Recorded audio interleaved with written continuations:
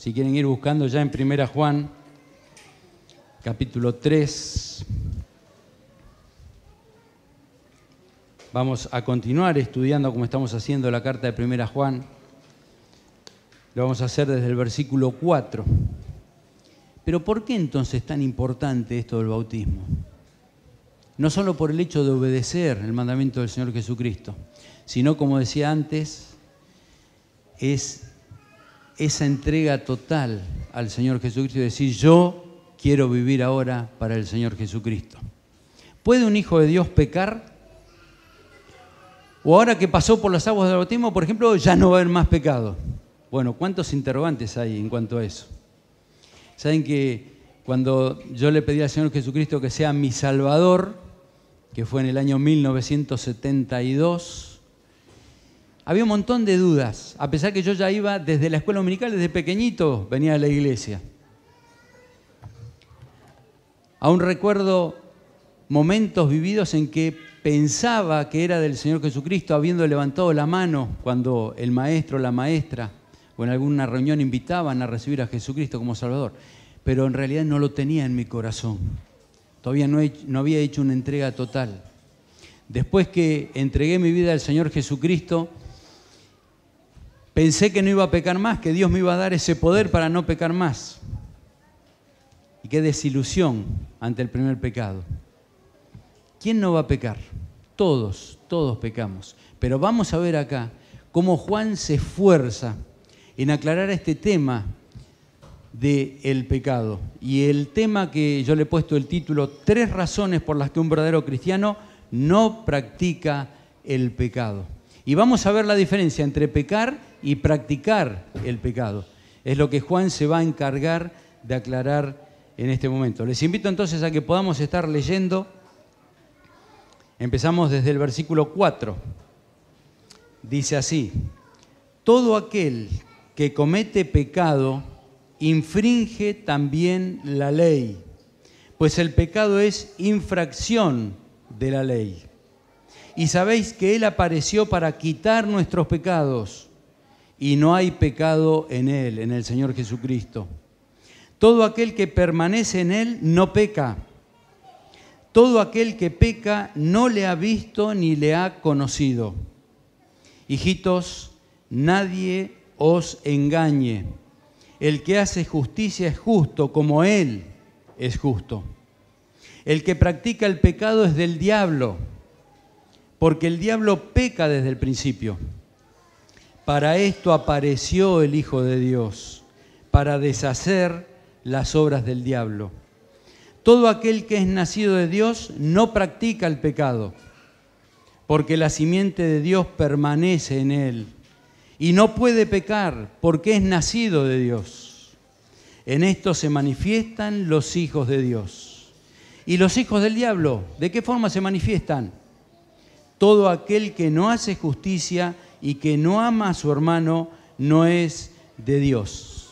Aquí en estos primeros versículos del 4 al 8, el apóstol Juan se va a encargar de demostrarnos por qué la práctica del pecado es incompatible con la vida del Hijo de Dios. La primera de las razones por las cuales es incompatible que un hijo de Dios esté pecando tiene que ver con la naturaleza del pecado, el cual se describe como que es una infracción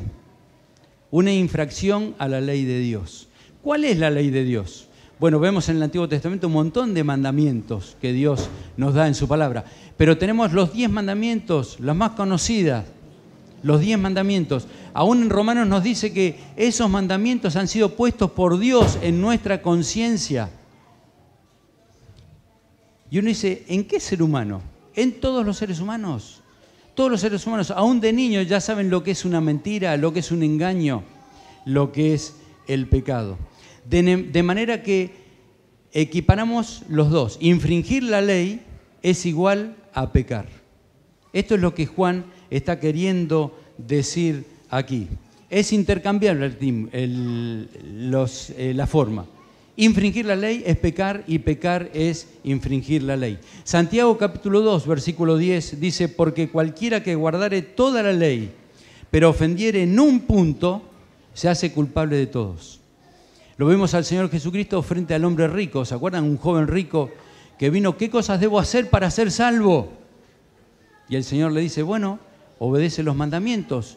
Y él tuvo la descarudez, la desfachatez de decir, todos los he obedecido.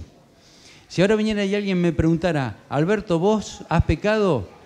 Y yo tratara de ocultar y digo, no, la verdad que nunca pequé. Y entonces te dice, ¿nunca mentiste?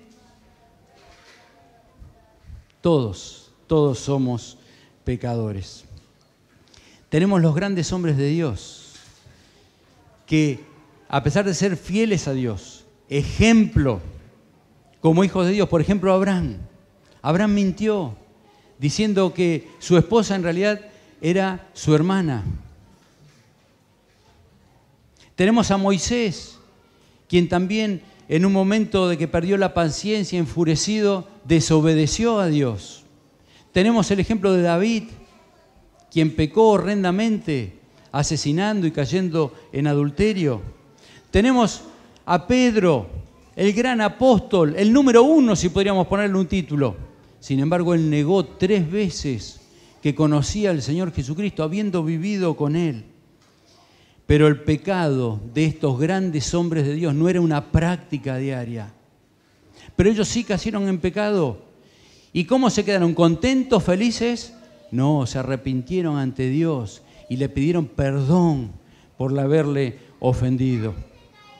Primera Juan 1:9 nos dice, si confesamos nuestros pecados, Él es fiel y justo para perdonar nuestros pecados y limpiarnos de toda maldad.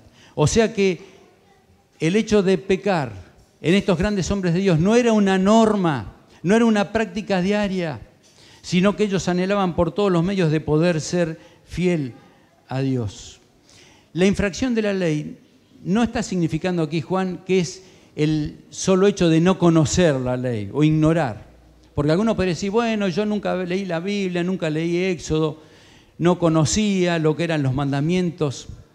Las constituciones de los mayores de los países han sido fundadas sobre los 10 mandamientos. Es increíble. ¿Por qué? Porque, como decía anteriormente, los 10 mandamientos están puestos en nuestro ser. Es como, hoy podríamos decir que lo que conocemos es como si Dios nos hubiera puesto un chip. Nadie puede decir, yo no conocía, yo no sabía. Nadie puede ser no ignorancia. Lo que Juan está queriendo decir es el hecho de que si tenés al Señor Jesucristo en tu corazón, si le recibiste como Salvador, no tenés que estar constantemente en pecado. Él quería resaltar esto, como sabíamos, como lo hemos dicho, estaba el gnosticismo, aquellos que decían, yo creo y tengo al Señor Jesucristo, pero hago la vida que quiero, sigo pecando, sigo haciendo lo que a mí me agrada. Todo el que está practicando el pecado está también infringiendo la ley. Esto lo tenemos que tener bien claro, lo dice acá la palabra. Todo el que esté pecando está infringiendo la ley de Dios. Puesto que el pecado es la violación de la ley de Dios, no debería ser una característica del Hijo de Dios. Ese es el primer punto que quiere destacar Juan. ¿Por qué no vamos a pecar? Porque no debemos infringir la ley de Dios. Hacerlo equivale a negar el parecido familiar que tenemos con nuestro Dios y repudiar la voluntad de Dios. Para ir avanzando rápidamente, la segunda razón por la cual el pecado no es compatible con la vida cristiana tiene que ver con la persona y la obra del Señor Jesucristo. Dice en el versículo 5, y sabéis que Él, el Señor Jesucristo, apareció para quitar nuestros pecados. Viene a mi mente enseguida Lucas capítulo 1, cuando Juan el Bautista ve al Señor, dice que al otro día venía hacia Él y Él dijo entonces, he aquí, con respecto al Señor, he aquí el Cordero de Dios que quita el pecado del mundo. En Juan 1:29, no en Lucas, sino Juan 1:29. He aquí el Cordero de Dios que quita el pecado del mundo. ¿Para qué vino el Señor Jesucristo a la tierra? Para quitar nuestros pecados. Los discípulos, los hijos de Dios a los cuales Juan estaba escribiendo esa carta, lo tenían bien en claro. Sabían que Jesucristo vino para quitar los pecados del mundo. Romanos 6.1, que lo hemos leído recién. ¿Cuánto nos dice acerca del pecado? Pero a partir del versículo 6 dice, sabiendo esto, que nuestro viejo hombre fue crucificado juntamente con él, para que el cuerpo del pecado sea destruido, a fin de que no sirvamos más al pecado. ¿Qué hace posible eso? El poder del Señor Jesucristo. El Señor Jesucristo que vino para quitar nuestros pecados. La naturaleza del Señor Jesucristo, que es Dios, el Cordero de Dios, que quita todos nuestros pecados. El argumento de la incompatibilidad del pecado es todavía más contundente cuando interpretamos el pasaje como que Cristo vino para quitar nuestros pecados. Qué gran inconsistencia, queridos, cuando vemos a creyentes que practican las mismas cosas que Cristo vino a destruir. Es increíble cuando vemos hermanos o hermanas que dicen ser hijos de Dios, que han pasado por las aguas del bautismo, que conocen la Biblia, que conocen las costumbres de la iglesia, pero los vemos en una constante práctica del pecado. Siguen haciendo aquello por lo cual Cristo vino a dar su vida para destruirlo, que es el pecado. ¿Cómo nos entristece a nosotros como líderes el ver adolescentes, jóvenes o mayores que habiendo entregado su vida al Señor Jesucristo viven en una vida continua de pecado? Por esta razón dice Juan, todo aquel que permanece en Él no peca. Qué difícil, ¿no?, para interpretar este versículo. Cristian, hoy vas a pasar por las aguas del bautismo y entonces no vas a pecar más, porque lo dice acá Juan. Aunque recién estuvimos hablando un poquitito acerca de eso, ¿no? El término que está ahí está puesto en presente. Por eso decíamos, y después Juan un poquitito más adelante lo va a aclarar, el que está en constante pecar. Queridos, se tiene que notar una diferencia, pero tiene que ser tremenda, entre aquel que tiene al Señor Jesucristo y el que no lo tiene. Estamos estudiando el Evangelio los jueves. Es un tema muy conocido por todos. Y nos preguntamos, ¿hace falta volver a estudiar eso? Claro que sí. ¿Por qué? Porque hoy día, como pasó en la antigüedad, vemos que hay iglesias o hijos de Dios que dicen, vos aceptá a Jesucristo y ya te ganaste un lugarcito en el cielo, pero seguí teniendo la vida que vos quieras. Es contrario a la enseñanza de Dios. ¿Por qué el mundo nos odia? ¿Por qué el mundo te desprecia en tu trabajo, en tus seres queridos, en tu vecindario? ¿O acaso te dicen, ahí viene el Hijo de Dios y dan un aplauso? Claro que no tenemos persecución. Porque el Señor mismo nos dijo, en el mundo tendréis aflicción y os perseguirán y os despreciarán. Porque si a mí me hicieron eso, ¿cuánto más lo harán a ustedes? ¿Por qué? Porque los que no son de Cristo son, como vamos a ver un poquitito ahora adelante, son hijos del diablo. Y todo aquel que no tiene a Jesucristo en el corazón odia la luz. Y queridos, nosotros estamos en la luz, porque Él es luz. Tiene que haber un cambio, se tiene que notar, se tiene que diferenciar. Tenemos que crear un impacto. No sé si a ustedes les habrá pasado, creo que a muchos nos ha pasado, entrar en un grupo de amigos o del trabajo y estaban haciendo chistes, insultando y todo, y cuando uno entra, se tapan la boca así. ¿Por qué? Porque saben que nosotros no nos gozamos en esas cosas, porque son contrarias a la voluntad de Dios. Tiene que notarse que somos hijos de Dios.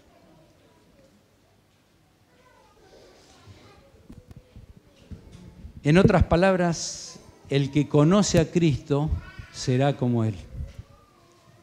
Pablo, en sus escritos, en las epístolas, trata por todos los medios de demostrar esto y decir, si vos recibiste a Jesucristo, tenés que ser distinto. Primera Pedro 1:15 dice, sino como aquel que os llamó es santo, Sed también vosotros santos en toda vuestra manera de vivir. La palabra de Dios nos llama santos. Y cuando Juan vino un día y me dijo, Juan Vázquez, ¿no? Vino un día a mí y me dijo, Alberto, sos un santo. Y yo miraba para atrás, digo, ¿a quién se estará refiriendo? Pero porque esa santidad fue imputada por nuestro Dios, por nuestro Padre, cuando recibimos al Señor Jesucristo, porque hemos recibido el perdón de todos nuestros pecados, hemos sido hechos nuevas criaturas. Esto quiere decir que, puesto que Cristo es justo, el Hijo de Dios será justo. Algo difícil para interpretar en nuestra mente, pero lo creemos por fe. El tercer punto, para ir finalizando. La tercera razón por la que el pecado es incompatible con la vida cristiana se da en el versículo 8. El que practica el pecado es del diablo. Está en tiempo presente, como decía. Describe una práctica habitual. La persona cuya vida se caracteriza por esta práctica nos dice aquí bien claro que es hijo del diablo. Aquel que continúa practicando el pecado, que vive una vida de pecado. Tenemos ejemplos, por ejemplo, de personas que eran alcohólicas y recibieron al Señor Jesucristo. Y yo les puedo dar el testimonio de dos personas, dos casos totalmente distintos. Uno que recibió al Señor Jesucristo en una reunión, estando alcoholizado, pero fue tal su convicción de pecado que él cayó de rodillas y dijo, nunca más voy a probar alcohol. Y ahí confesó otras cosas tremendas, la violencia que hacía hacia su esposa, hacia sus hijos. Pasado el tiempo, pude tener la noticia que su transformación fue instantánea. El poder de Dios lo transformó. Nunca más, por lo menos hasta que yo lo conocí, probó una gota de alcohol. Es un milagro de Dios. Pero conocí otro caso, alcohólico también, que entregó su vida al Señor Jesucristo, una entrega total, genuina, pero tuvo que continuar luchando con el alcoholismo durante muchísimo tiempo. Su crecimiento fue progresivo, hasta que él fue transformado totalmente por el poder del Evangelio. Y ustedes conocen un montón de casos de personas que andaban en drogadicción, en violencia, aún en asesinatos, presos, que han entregado su vida al Señor Jesucristo. ¿Cómo es posible que no continúen esos pecados? Es el poder del Señor Jesucristo. La naturaleza del Señor Jesucristo fue impuesta en nosotros. Y es tremendo esto cuando dice la diferencia que hay entre los hijos de Dios. ¿Quiénes son los hijos de Dios? Aquellos que hacen justicia, aquellos que siguen la vida de Dios, aquellos que siguen los mandatos de Dios, aquellos que quieren parecerse al Señor Jesucristo. ¿Y quiénes son los hijos del diablo? Aquellos que cometen todo tipo de injusticia. Acá dice el versículo 8 que Satanás peca desde el principio. ¿Quiere decir que Dios lo creó pecador? Dios no tiene nada que ver con el pecado. Dios no hizo el mal. Dios es santo, Dios es puro, Dios es justo. ¿Y qué significa que dice desde el principio? Pues desde el principio que Satanás se rebeló contra Dios y entró el pecado en el mundo. Entonces, Satanás, por empezar, es un ser creado, no es Dios. Dios es eterno. Satanás es un ser creado. No fue creado pecador, no es todopoderoso, no es omnisciente que conoce todas las cosas, no es omnipresente, no puede estar en todos lados al mismo tiempo. Por eso cuando escuchamos decir, Satanás, yo te ato, ¿cómo sabes que está acá? Si Satanás no es omnipresente, no está en todos lados. Se auxilia de ángeles caídos, los que la palabra de Dios llama demonios, que le permiten obrar en diferentes lugares del globo terráqueo, extendiendo su reino.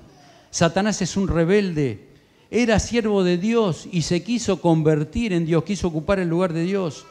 Satanás no ha sido aniquilado, pero su poder ha sido reducido y sus armas deterioradas. Si tuviéramos tiempo podríamos leer, para aquellos que están tomando nota, Romanos capítulo 16, 20, donde dice que aplastará en pronto a Satanás, y Colosenses 1, 15. es poderoso, pero no puede competir contra el poder de Dios. El botín, el tesoro de Satanás, aquellas cosas preciosas que tiene en su reino. ¿Saben cuáles son las cosas preciosas que tiene en su reino? Cada uno de los seres humanos. Son el botín que Satanás tiene. Cada vez que un pecador perdido es ganado por el Señor Jesucristo, parte de su botín es arrebatado de su reino. Por eso Satanás se desespera en que vos estés en este lugar escuchando la palabra de Dios. Por eso Satanás se desespera cuando orás, cuando lees la palabra de Dios. Por eso Satanás trata por todos los medios de impedirte que vos seas un hijo fiel de Dios. Te pone tentaciones para que caigas, para que le desagrades, para que te sientas un inservible espiritualmente. Y no tenemos que caer en eso, hermanos. Porque nosotros, si tenés al Señor Jesucristo en tu corazón, si un día le dijiste, Señor, sálvame, creo que tú eres Dios, que moriste en la cruz por mí, que derramaste su sangre para limpiarme de todos los pecados, creo que eres el Cordero de Dios que quita el pecado del mundo, te confieso mis pecados, no quiero pecar más, haceme una nueva persona. Y Dios te promete en 2 Corintios 5:17, desde ese momento sos hecho una nueva criatura, una nueva persona. Las cosas viejas pasaron, he aquí todas son hechas nuevas. Y por lo tanto pasás a estar en el reino de los cielos. Sos un hijo de Dios, sos un escogido de Dios. Los creyentes podemos descansar entonces en que Satanás ha sido vencido. En que, como hemos leído ahí en Romanos 6, y les recomiendo que cuando vuelvan a casa lo lean desde el versículo 1 hasta el 14. ¿Cómo es que podemos vencer el mal? ¿Cómo es que podemos vivir una vida sin pecado? Por el poder del Señor Jesucristo, porque Él venció. Y libertados del pecado, dice, ahí hemos leído también en Romanos 6:18, vinisteis a ser siervos de la justicia. Esta inconsistencia de un hijo de Dios pecando, ¿por qué es que no tengo que pecar? ¿O por qué es que Dios me ayuda para no pecar? Es que Cristo vino para deshacer las obras del diablo. Un día estaba predicando en una iglesia, hicimos una invitación, hubo varias personas que decimos manifestaron, porque nosotros no sabemos lo que hay realmente en el corazón. Pidieron hablar con nosotros al finalizar, y una de esas personas estaba en el espiritismo y decía que no podía dormir porque se le aparecían cosas de noche, cosas terribles. Entonces vino a nuestra mente el poder leerle este versículo de 1 Juan 3:8. El que practica el pecado es del diablo, porque el diablo peca desde el principio. Pero para esto apareció el Hijo de Dios, para deshacer las obras del diablo. Queridos, cuando antes de conocer al Señor Jesucristo, vos vivías una vida de pecado horrenda, haciendo cosas que hoy te agarrás la cabeza. ¿Cómo puede ser que yo haya hecho eso contra Dios? Dios destruyó esas obras que Satanás estaba haciendo en tu vida por el poder del Señor Jesucristo. Jesucristo vino para deshacer las obras del diablo. Por eso es que hoy podemos vivir fieles al Señor Jesucristo, fieles a nuestro Dios y Padre. Entonces hemos leído y he hablado un poquitito, no nos ayuda el tiempo hoy, tenemos que ser más cortos. Aquí en 1 Juan 3, 4 al 8, las razones por las cuales el pecado es incompatible con la vida cristiana, las razones por las cuales podemos vivir una vida sin pecado, y aunque caigamos en pecado, pedirle perdón a Dios y Él nos restituye a la comunión, nos perdona. Y ahora hacemos una pequeña conclusión que está en los versículos 9 y 10. Asevera la imposibilidad del pecado habitual, de estar practicando el pecado. Dice, sin embargo, como en el 3.8 el verbo está en tiempo presente y por ella nos describe un acto individual de pecado, sino la práctica del pecado. Nadie que ha nacido de Dios y ahora es miembro de su familia hace del pecado una forma de vida. Yo sé que la mayoría de todos ustedes, como me pasa a mí, deseamos ser fieles a Dios. Cuando yo me levanto a la mañana, le doy gracias a Dios, aún en mi cama. Uy, estoy despierto. Gracias, Señor, porque estoy despierto. Aunque desearíamos estar con Cristo, lo cual es muchísimo mejor, ¿verdad? Pero como nuestra carne no quiere morirse, entonces le doy gracias a Dios. Y le pido, Señor, ayúdame para en este día, dame sabiduría para guiarme y tomar las decisiones correctas. Uno tiene que trabajar, uno tiene que hacer las diferentes actividades. Quisiéramos pasar todo el día estar estudiando la Biblia y leyendo, pero no es posible. Pero Señor, ayúdame para hacerte fiel. Entre los pastores y los líderes oramos unos por otros para que el Señor nos ayude a ser fieles. ¿Saben? Ustedes han escuchado y tal vez lo han vivido lo terrible que es que un pastor caiga en pecado. La tristeza, el agobio que trae a la iglesia.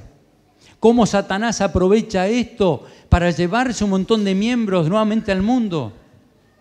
Por eso, hermanos, debemos orar al Señor. Ayúdame para hacerte fiel. ¿Y peco? Claro que sí.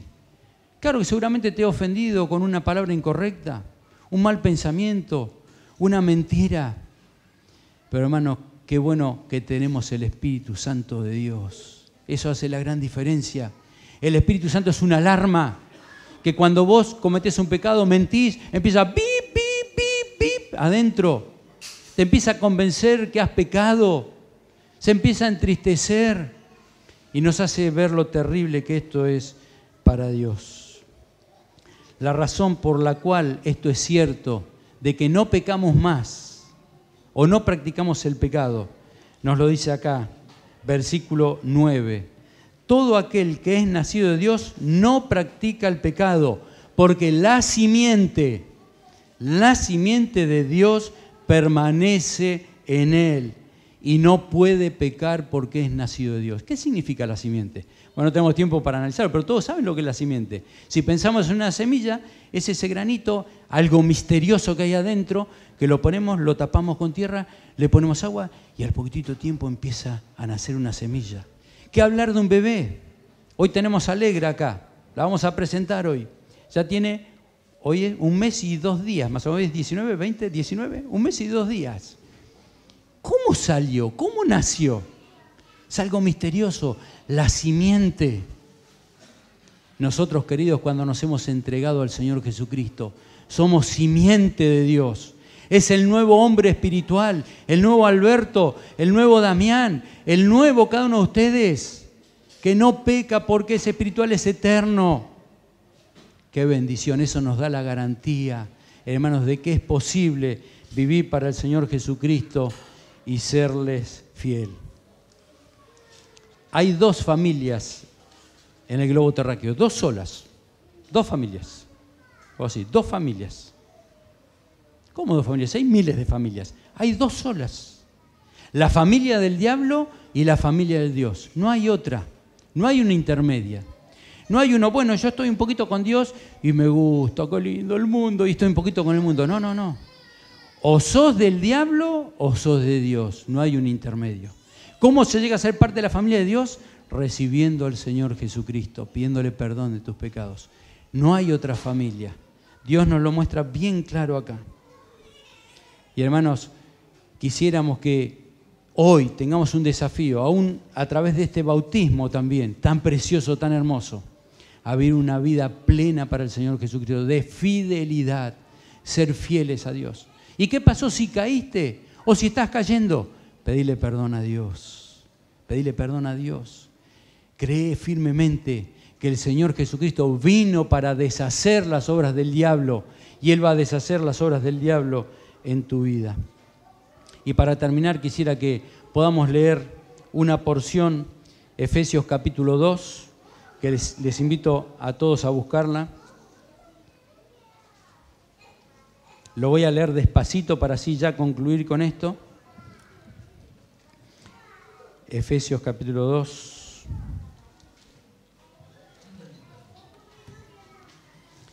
Vamos a leer del 1 al 10. Parecen muchos versículos, pero hermanos, es muy profundo lo que aquí se dice.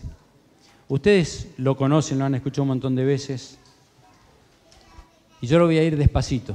te pido algo, como no lo vamos a comentar, que te concentres en lo que vamos a leer. ¿Qué significa concentrarse? Bueno, Damián empieza a leer y yo pego la vista acá, pero digo, mañana tengo que pagar el impuesto, hoy hay que ir a trabajar, mañana creo que voy a cocinar a los chicos, la ropa. ¿Qué era que estaba diciendo Damián? Concentrarse. Prestemos atención en lo que dice, porque es muy profundo. A pesar de que lo conocemos, lo hemos leído miles de veces, pero es muy profundo lo que aquí dice y espero que nos ayude a todos. Efesios capítulo 2, vamos a leer desde el versículo 1 al 10. Y Él, el Señor Jesucristo, si viramos leyendo desde el 1, nos damos cuenta. Y Él os dio vida a vosotros cuando estabais muertos en vuestros delitos y pecados, en los cuales anduvisteis en otro tiempo, siguiendo la corriente de este mundo, conforme al príncipe de la potestad del aire, el diablo, el espíritu que ahora opera en los hijos de desobediencia, entre los cuales también todos nosotros vivimos en otro tiempo en los deseos de nuestra carne, haciendo la voluntad de la carne y de los pensamientos, y éramos por naturaleza hijos de ira, lo mismo que los demás. Pero Dios, que es rico en misericordia, por su gran amor con que nos amó, aun estando nosotros muertos en pecados, nos dio vida juntamente con Cristo. Por gracia sois salvos. Y juntamente con Él nos resucitó y asimismo nos hizo sentar en los lugares celestiales con Cristo Jesús, para mostrar en los siglos venideros las abundantes riquezas de su gracia en su bondad para con nosotros en Cristo Jesús. Porque por gracia sois salvos por medio de la fe. Y esto no de vosotros, pues es don de Dios. No por obras, para que nadie se gloríe, porque somos hechura suya, creados en Cristo Jesús para buenas obras, las cuales Dios preparó de antemano para que anduviésemos en ellas. Que Dios nos bendiga, queridos hermanos, y que podamos honrar y glorificar el nombre de nuestro gran Dios y Salvador, nuestro amado Señor Jesucristo. Amén.